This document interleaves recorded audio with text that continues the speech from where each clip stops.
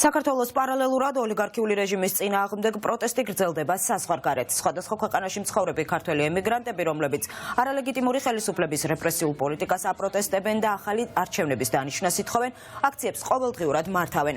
ამჯერად ქართველი ემიგრანტები საფრანგეთის ქალაქ მონპელიეში შეიკრიბნენ და ქართული ოცნების არალეგიტიმურ ხელისუფლებას მოუწოდეს შეწყვიტოს ანტიდემოკრატიული ქმედებები და რეპრესიები საკუთარი მოქალაქეების წინააღმდეგ. ნუ იქნებით პროპაგანდის მსხვერპლი. თქვენ გეუბნებიან, რომ ევროპაში არ არის ფასეულობები და ღირებულებები. ეს მხოლოდ ჩვენ გვაქვს ქართველებს. დია, ქართველებს ძალიან ბევრი ღირებულება და ფასეულობა გვაქვს. ასევე აქვთ ევროპელებს. რა გვინდა ჩვენ ევროპაში? იმიტომ რომ ჩვენი ქვეყანა იყოს ღირსეული, რომ იყოს დემოკრატია, რომ ჩვენი ხმა ესმოდეს ჩვენს მთავრობას, ხალხის იყოს მთავრობა და არა საკუთარი ჯიბი.